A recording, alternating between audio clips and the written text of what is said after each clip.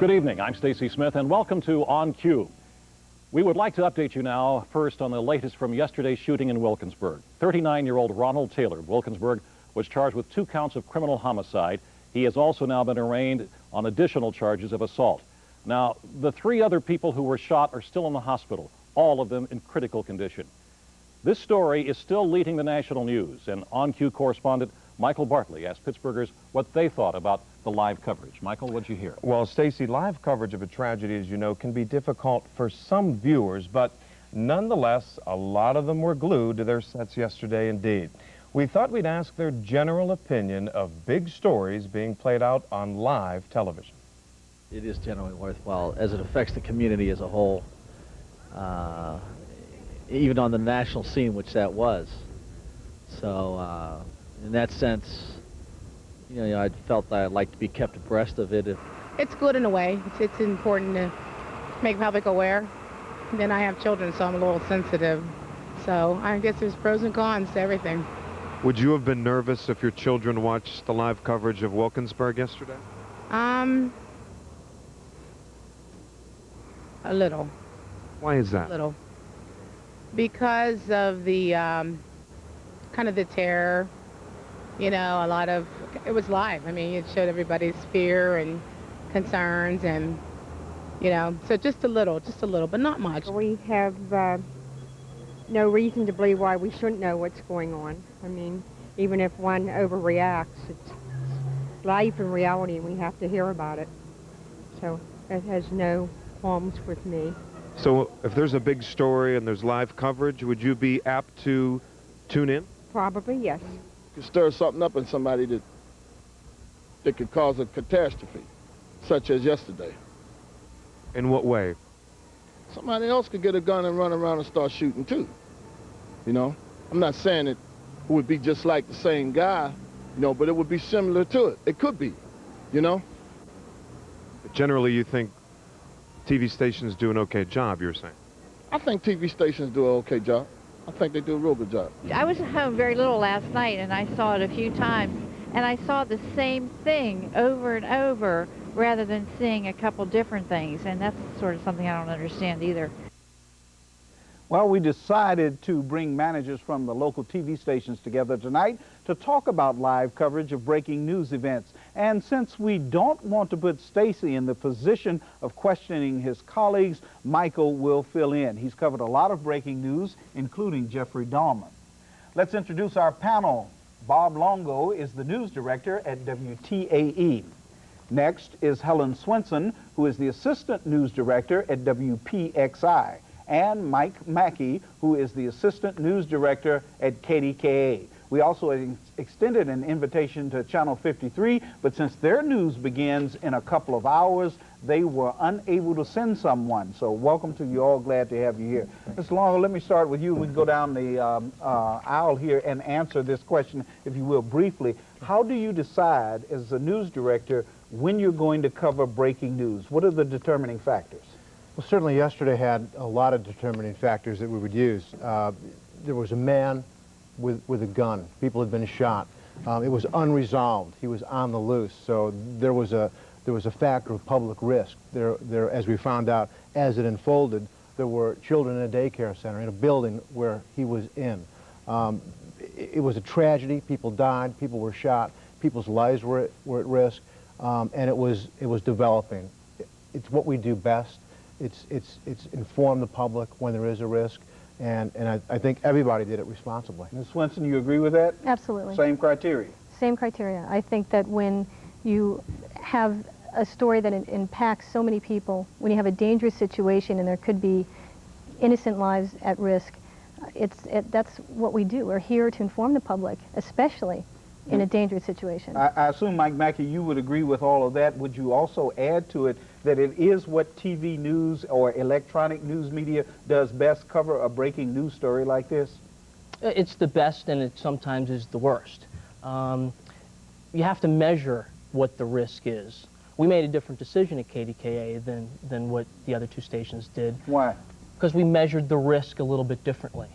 He was not on the loose, on the streets. He was contained. The children were evacuated and out. That's what we knew toward the end of our noon newscast. In hindsight, do you think you were right? I had no problem with the decision that we made. I didn't second guess it. I don't criticize the other stations for making a different decision.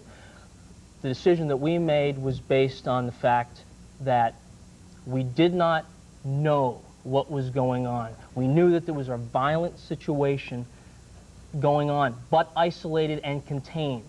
And we did not want to fuel that on television. There was a lot of drama going on.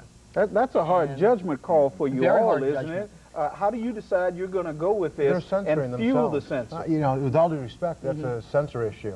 No one ever asked that there was a public risk. No one ever said that anyone was inflaming the public. And you know, I can respectfully disagree, and I'm sure Helen would also. I don't think anybody did anything inflammatory yesterday. In fact, just the opposite is true. We received 100,000 page views on our website as it was going on. And there was a phone lot calls, of interest phone calls in were flooding our desk and Right. wanting to know what was Right. going on. They wanted information. People Right. were calling, and the fear of not knowing what was going on. I mean, even if the suspect was contained, okay, well, report that. Report that the suspect is contained. And quite Even honestly, if it's a helicopter shot that's just looking down on the general community of Wilkinsburg. Well, what other perspective is better than that? Some within the business, when a station dumps out of big news and you're carrying it live, it's ongoing, some people might think, was it an economic decision? Because sometimes, and you please touch on this, do you not get pressure from upstairs about dumping out because of economic concerns? I can tell you that at TAE, that's not the case. Our general manager is a former news director.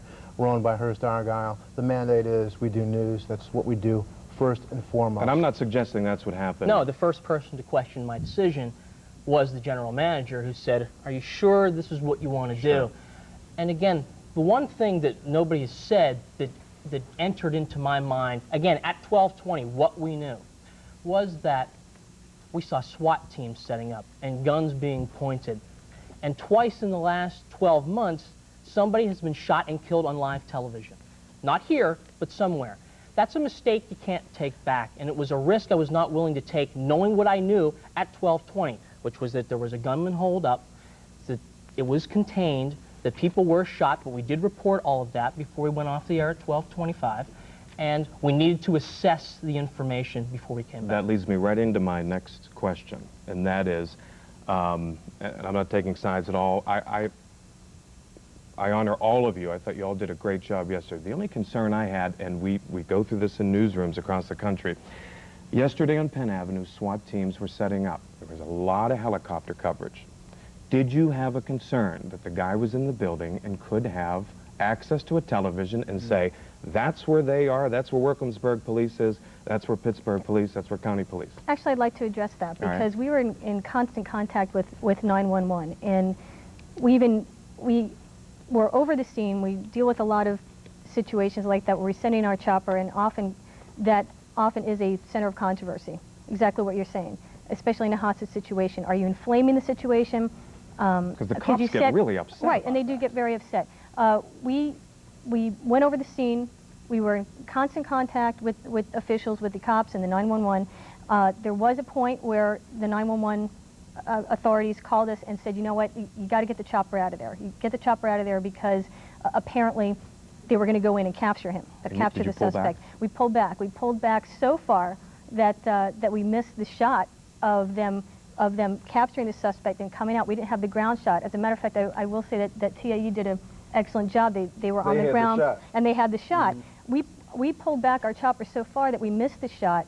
And after he was captured, knowing he was captured, we saw he was captured, he was coming out, that's when we zoomed in for the shot from the chopper, because we weren't stationed at the door in which they brought him out. But we were very conscious of that and talked about that continuously as we had the chopper up in the air. Because I think it's important for people to understand that the media just doesn't swoop in, take all these pictures live. You do sit and talk about it. There's a lot of discussion yesterday. In fact, 911 dispatch folks were on the phone with us. I talked to them on 3 separate occasions. They spoke with our assistant news director, and they said, look, here's our concern. Specifically, what is your concern? We pulled back. We went around the other side of the building. We did what they asked to do at that point. I'm comfortable with what we did before, during, And looking at it afterwards, I have to tell you, I think they are too. No calls of complaints today.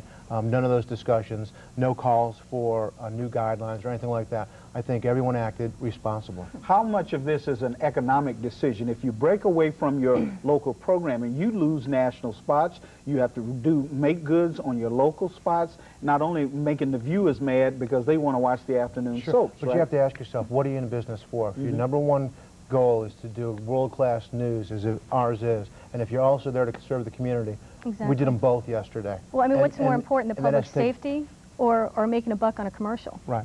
I mean, that's really what it's about. That sounds real altruistic, and I think it really sounds good to the listeners. Is it really true? That's that's a discussion we had. I mean, what do we do? That's what you did. So so your word is as good as your bond as far as that's concerned. Well, let me add to that.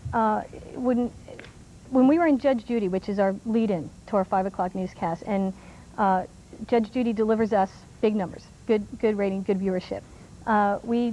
It was tough for us. I mean, we talked about it. We had a discussion among the managers on whether or not to break in with 2 news conferences. You know, what's more important? Are we going to lose viewers? Are we going to lose the ratings?